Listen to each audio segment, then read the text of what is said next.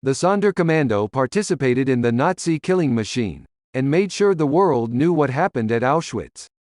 Leswolf Dirts leaned over a pile of rubble and dirt, completely unaware that he was about to make a discovery that would shed light on one of history's darkest moments.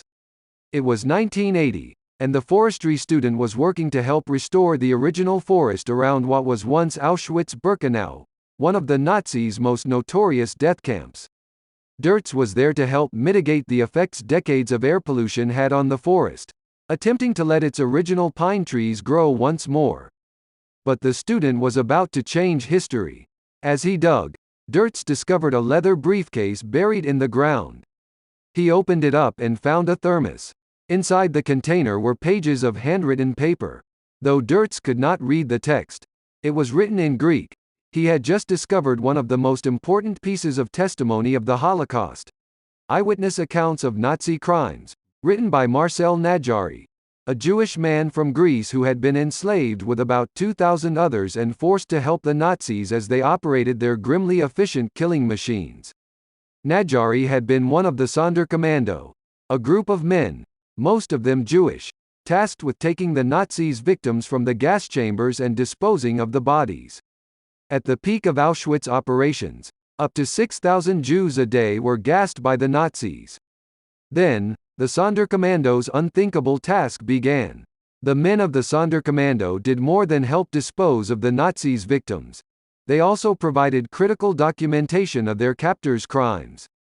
Though historians had known about the Sonderkommando, the secrecy of their work and the fact that so many didn't survive the Holocaust made testimony like Najari's even more precious. Even at the height of the Holocaust, the work of the Sonderkommando was shrouded in mystery and performed under threat of death. Since the people brought to the gas chambers were all murdered, the Sonderkommando were the only witnesses who survived. And since they knew the Nazis' secrets firsthand, their lives at Auschwitz were marked by fear and isolation. The word Sonderkommando means special unit, in German, and from the start, the men tasked with helping the Nazis lived lives that were different from those of other prisoners at Auschwitz. Young prisoners, all able-bodied men, were selected for the unit when they arrived at camp and were forced to serve without being given a briefing on what their tasks would be. Since the men were required to lift corpses, they were given better rations than other prisoners. They were also kept in isolation. Most never interacted with other prisoners at the camp aside from other members of the unit and those who were about to be murdered. The duties of Sonderkommando varied, but all entailed helping the Nazis move along their extermination of Jews. Nazis did the actual killing, dropping Zyklon B pellets into gas chambers, but the Sonderkommando were forced to do nearly everything else. They helped maintain order among prisoners who were about to be killed, lying and telling them that they needed to take showers before rejoining their families. They removed the naked bodies from the gas chamber, picked them over for gold teeth and hidden valuables, and cut their hair off to sell to German companies to be used for cloth, ammunition packaging and other purposes. They sorted the clothing and personal effects they had left behind. They carried the bodies to the crematoria and stuffed them into the ovens. Then they ground the remaining bones and took the ashes to various dumping sites to hide the evidence. The Sonderkommando's work ultimately helped the Nazis, but was performed under constant threat of death and with an understanding that, as material witnesses to the Nazis' crimes, they too would be murdered at some point.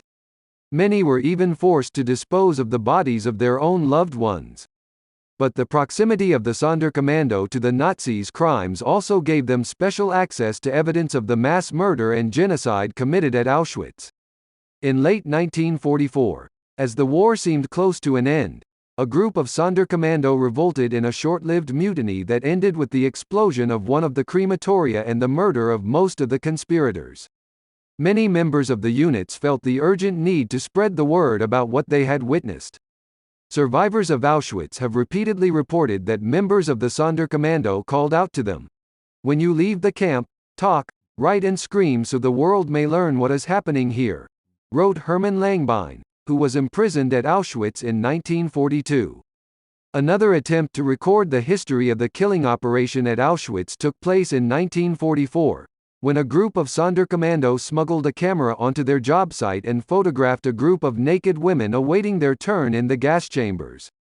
They also took an accidental photo of some trees in the forest where the gas chambers were located and 2 photos of bodies being burned in the open, which had become a necessity due to overcrowded furnaces. The 4 photographs, which were smuggled out of the camp in a toothpaste tube and delivered to Polish resistance fighters, are the only photos in existence that document what happened near the gas chambers at Auschwitz. Those images, and the testimony of people like Nadjari, who recorded details of the gas chambers along with his desire to avenge his mother, father and sister, all of whom were murdered at Auschwitz, didn't stop the killing. They couldn't save the Sonderkommando either. Only about 100 survived. But these documents remain as important proof of what happened during the Holocaust, as well as evidence of the immense physical and psychological toll the Nazis exacted on the men they forced to help carry out their crimes. I am not sad that I will die, Nadjari wrote in the buried letters, but I am sad that I won't be able to take revenge like I would like to. Nadjari never got a chance to exact his revenge, but by documenting his forced work on behalf of the Nazis' final solution, he provided critical evidence of the magnitude of the Nazis' murders, forever shaping the understanding of this period of history.